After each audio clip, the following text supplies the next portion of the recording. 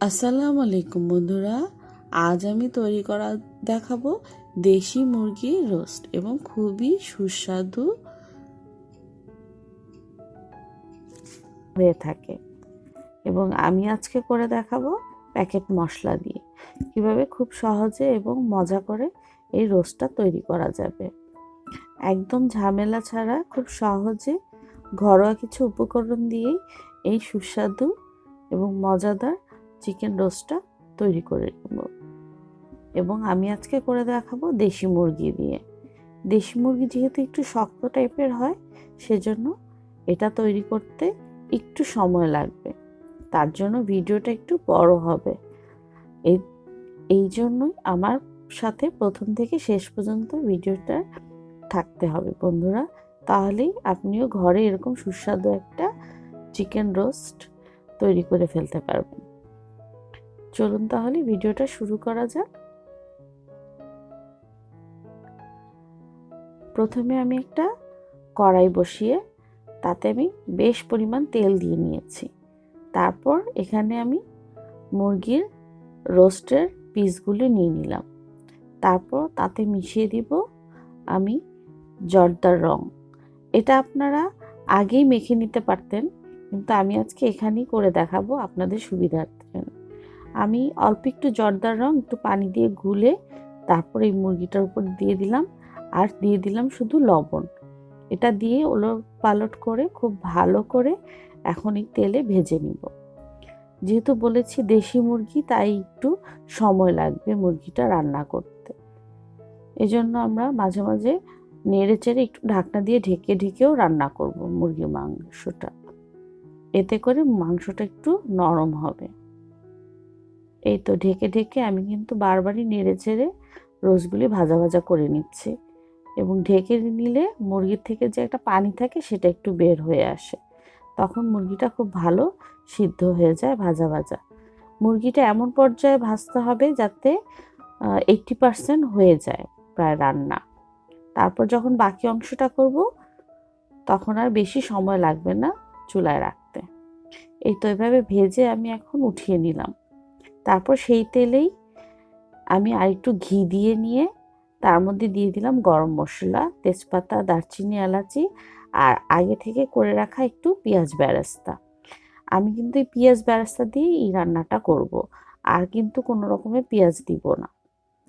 পেঁয়াজ বেরেস্তা দিয়ে করলে রোস্টটা কিন্তু অনেক সুস্বাদু হয়। আর দিয়ে দিব খুব সামান্য পরিমাণ আদা বাটা আর রসুন বাটা। আর এই তো রাঁধুনির প্যাকেটের মশলাটা আমি নিয়ে নিব। এখন আমি একটু পানি দিয়ে নিলাম। পানি দিয়ে এখন এখানে আমি আদা বাটা আর রসুন বাটাটা দিয়ে নিচ্ছি। খুবই সামান্য দিব, বেশি দিব না। আর এখানে আমি প্রায় 2টা মুরগির রোস্ট তৈরি করব। এখন এই পানিতে মশলাটা খুব ভালো করে একটু কষিয়ে নিব, আর দিয়ে দিলাম সামান্য মরিচের গুঁড়া, প্রায় আধা চামচের মতো। আর যেহেতু আমি রাঁধুনির মশলাটা দিয়ে করব, সেই মশলাটারই আধা প্যাকেট নিয়ে নিয়েছি একটু পানি দিয়ে গুলিয়ে। একটু পানি দিয়ে গুলিয়ে নিলে কিন্তু খুব ভালো হয়, মশলাটা দানা দানা থাকে না। এই তো এখন এই মশলাটা ঢেলে সবগুলি মশলা একটু চুলার জাল কমিয়ে খুব ভালো করে কষাতে হবে। মশলাটা যত ভালো কষানো হবে তত কিন্তু রোস্টের স্বাদটা ভালো আসবে। এই তো এভাবে নেড়েচেড়ে মশলাটা যখন কষানো হয়ে আসবে তখন তার মধ্যে আমি একটু দিয়ে দিব দই। এখানে আমি টক দই ব্যবহার করেছি প্রায় 2 টেবিল চামচের মতো। আর দিয়ে দিলাম 1 কাপের মতো দুধ। এই দুধটা দিলে কিন্তু খুব সুন্দর একটা রোস্টের গন্ধ আসবে। আর দিয়ে দিলাম বাদাম বাটা প্রায় 1 চামচের মতো। এখানে আপনারা যে কোনো ধরনের বাদাম বাটা ব্যবহার করতে পারেন। এই তো আস্তে আস্তে দেখেন খুব সুন্দর একটা রং চলে আসছে রোস্টের। এই তো আমার মশলাটা প্রায় ঘন হয়ে আসছে। আর এখানে আরেকটু স্বাদের জন্য দিয়ে দিলাম টমেটোর সস। বাবুর্চিরা কিন্তু টমেটোর সস ব্যবহার করে থাকে। এই তো এখন ভেজে রাখা রোস্টগুলি আমি দিয়ে নিব। আমার মশলাটা কিন্তু খুব ভালো করে আমি অনেকক্ষণ ধরে কষিয়ে নিয়েছি। এখন রোস্টগুলো খুব ভালো করে এখানে ওলটপালট করে কষাতে থাকবো।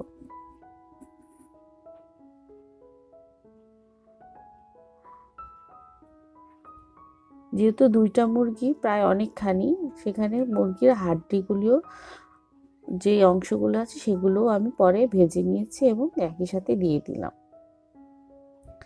এভাবে মশলাটার মধ্যেও কিন্তু আগে ঢেকে ঢেকে অনেকক্ষণ কষাতে হবে, প্রায় 10-15 মিনিট ঢাকনা দিয়ে ঢেকে ঢেকে এভাবে কষাতে হবে। যখন দেখা যাবে যে তেলটা মশলার উপরে উঠে এসেছে, তখন চুলার জালটা আরও কমিয়ে দিয়ে একটুখানি রেখে তারপর আমি এখানে পানি ব্যবহার করব। এখানে একটু গরম পানির মতো দিতে হবে, এতে করে মুরগিটা কিন্তু ভালো সিদ্ধ হবে। আমি একটু কেওড়া জলও দিয়ে দিলাম, কেওড়া জল দিলে কিন্তু রোস্টের একটা সুন্দর গন্ধ আসে। যত ভালো করে কষানো হবে তত কিন্তু রোস্টের থেকে একটা অন্যরকম গন্ধ আসবে। এই তো এখন আমি পরিমাণ মতো পানি দিয়ে দিলাম। পানিটা না দিলে কিন্তু মুরগির মাংস, যে এটা দেশি মুরগি যেহেতু, শক্ত থেকে যাবে। তাই একটু নরম নরম হওয়ার জন্য মুরগির মাংসতে অবশ্যই রোস্টে পানি দিতে হবে। কিন্তু ফার্মের মধ্যে দিয়ে করলে তখন কিন্তু এই পানিটা দেওয়া লাগে না। এই তো পানিটা কিন্তু ঝোলে আর মশলায় একদম সুন্দর ঘন হয়ে আসছে। আর এখন আমি সমস্ত গরম মশলাগুলো, যেমন তেজপাতা, দারচিনি, এলাচি, এগুলি সব উঠিয়ে নিয়েছি। এখন দিয়ে দিলাম বেশ কিছু পরিমাণ কাঁচামরিচ। শেষ পর্যায়ে এই কাঁচামরিচটা দিতে হবে। আর দিয়ে দিলাম সামান্য পরিমাণ ঘি। আপনারা চাইলে এটা দিতেও পারেন, আবার না দিলেও চলে। আর যারা খুব বেশি ঘি পছন্দ করে তারা প্রথম থেকে ঘি দিয়ে রান্না করতে পারে। আর দিয়ে দিলাম বেশ কিছু পেঁয়াজ বেরেস্তা।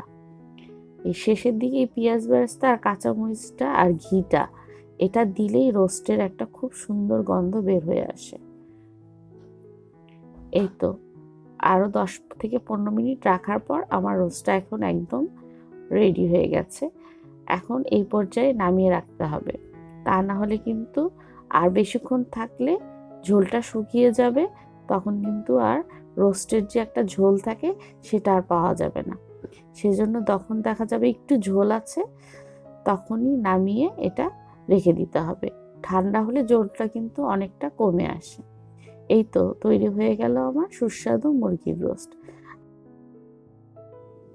বন্ধুরা, আমার ভিডিওটা যদি ভালো লাগে তাহলে লাইক এবং সাবস্ক্রাইব করে আমার পাশে থেকে যেও।